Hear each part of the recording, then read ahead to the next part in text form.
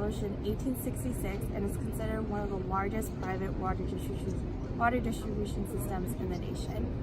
San Jose Water Company primary sources for residential and commercial use. In the residential sector, it's expected that there is a 0.2% decline in demands, and this is because of new water efficiency technologies, but also new policies in place for water conservation. However, the population of San Jose County is expected to grow 3 to 5% per year according to the census. San Jose Water Company primary gets its water resources from the Santa Clara Valley.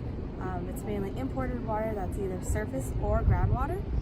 The differences between supply and demand are expected to be large due to increasing climate change and also overpumping of groundwater. Therefore, San Jose Water Company is looking forward to other supplies. It is also hugely still reliant on the state water project in order to make these demands. Another thing is that San Jose Water Company does have a tiered water rate system.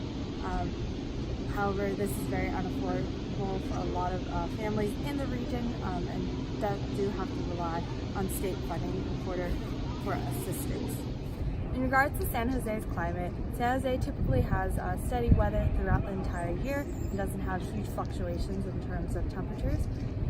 Therefore, water supply should maintain the same. However, recently, due to droughts and other extreme weather events, predicting the total volume of water available for use has been very difficult for the company, and therefore there needs to be another source, a steady source or storage options in order to ensure that demand is met in the area. So currently, San Jose Water Company has expanded their groundwater management and recharge efforts as a result of the most recent drought. They currently also use recycled water through the South Bay Water Recycling Project. These are the purple pipes that you see around the South Bay. They have conservation programs and a water auditing system, but most notably they have an innovative program called Catch, which is geared towards helping their customers understand ways to optimize their water use. Through this program, a water efficiency expert comes to the user's home, they analyze their water use, and they provide recommendations for improvements. One of the main issues they're facing with this is how to incentivize the use of this program. Furthermore, in terms of future plans for San Jose, they plan to implement direct potable reuse in 2021 with an expected rate of over 20,000 acre-feet per year.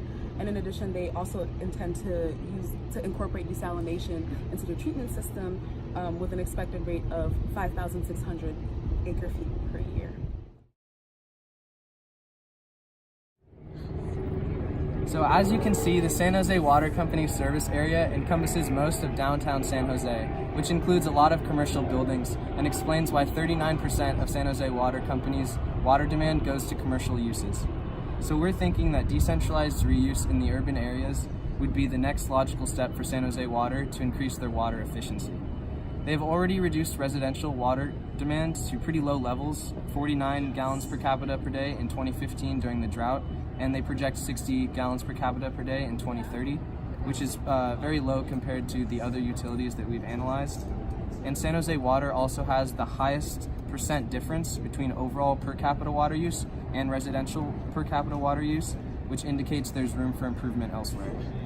So the way we were thinking of structuring this decentralized reuse was that new buildings would be required to have an alternate source of water for construction, and they can treat the wastewater in the basement on an individual building scale, or they can have a satellite treatment system which serves several buildings. And that just depends on several factors, including population density and elevation gradient, to name a few.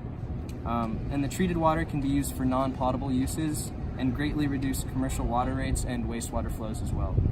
And then we were also thinking that we could potentially facilitate LEED certifications being updated to incentivize more reuse, especially black water use, along with the greenhouse gas capture. I think San Jose could also benefit from policy decisions made in SF regarding stormwater reuse. Essentially, the newest policy created in SF is that new buildings built above a certain size are required to implement stormwater capture systems on their rooftops. Now, these are involve semi-permeable rooftop systems where they will collect the water, and then this is piped down, treated in building, and then distributed for non-potable reuse. Such systems could benefit San Jose greatly since the water sources are not stable and also quite expensive. Furthermore, improvements to the municipal code made in areas like just more green spaces, differences in materials, and also something as simple as curb design could improve stormwater drainage and also increase the amount of stormwater preserved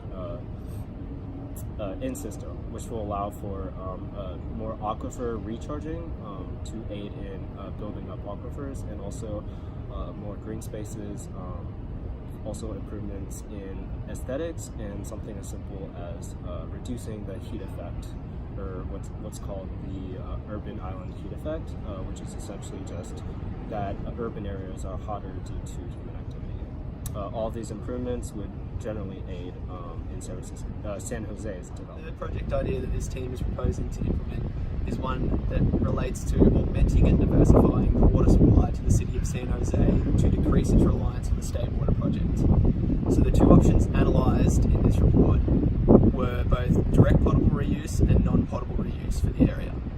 So in non-potable reuse, there already is a limited network that exists, and that is mainly for irrigating of landscaping and of golf courses in the area. And while this is great, there is very little irrigable area in the city of San Jose, so it's not a viable solution for the long term.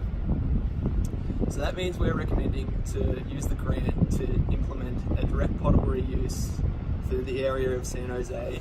And what this will do is it will increase the water security of the Santa Clara region, and it will provide a blueprint for other water utilities in California to also follow and implement wastewater treatment, which will benefit the whole state of California.